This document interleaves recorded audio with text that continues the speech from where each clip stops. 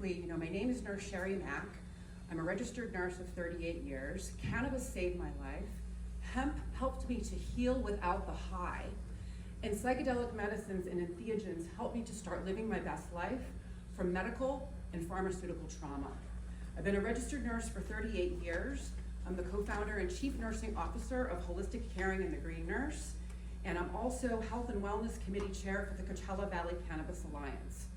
I am here today in both a professional and personal capacity to support the decriminalization and deprioritization of natural entheogenic plants and fungi, particularly psilocybin. My support does not come from believing that all psychedelic medicines are harmless or appropriate for everyone. These are powerful medicines and substances that can profoundly alter consciousness. They deserve respect, education, preparation, responsible use, and honest conversations about both their potential benefits and their risks for those that want to try them. As a nurse of over 38 years, I've spent most of my life caring for people during some of their most vulnerable moments. I've also had 2 near-death experiences and have personally sat with plant medicines and entheogens in an intentional and supported settings. Those experiences changed how I understand healing, consciousness, spirituality, death, and what it truly means to live fully. They are part of why this issue matters so deeply to me. I've learned that healing does not always happen inside of a hospital, a clinic, or a traditional therapy office. Sometimes it happens through an experience that helps a person see their life, pain, relationship, or purpose differently. That does not make the experience less meaningful or less therapeutic. Within our nursing framework at Holistic Caring and the Green Nurse, we define therapeutic use of psychedelics as the use of entheogens for medicinal, wellness, and healing purposes.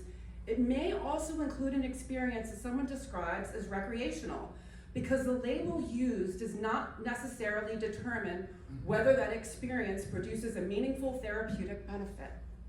Therapeutic use is personal and subjective to each consumer, but we look for objective criteria, an improvement in one of the 5 health domains: biological, mental, emotional, social, or spiritual, without negatively impacting any of the other health domains.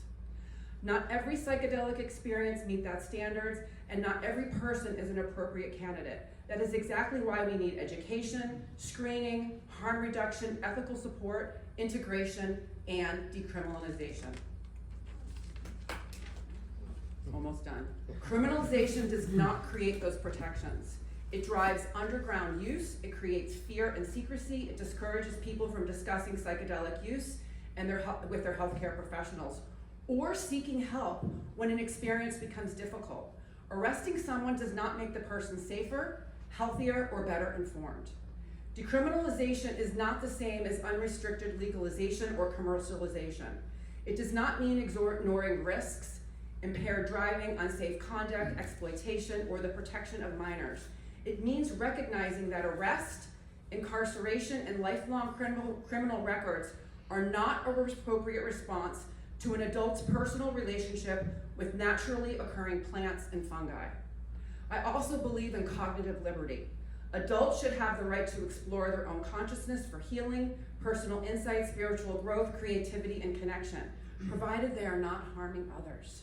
That freedom must be accompanied by personal responsibility, informed decision-making, respect for indigenous traditions, and access to trustworthy education and community support. We cannot punish our way into safer psychedelic use.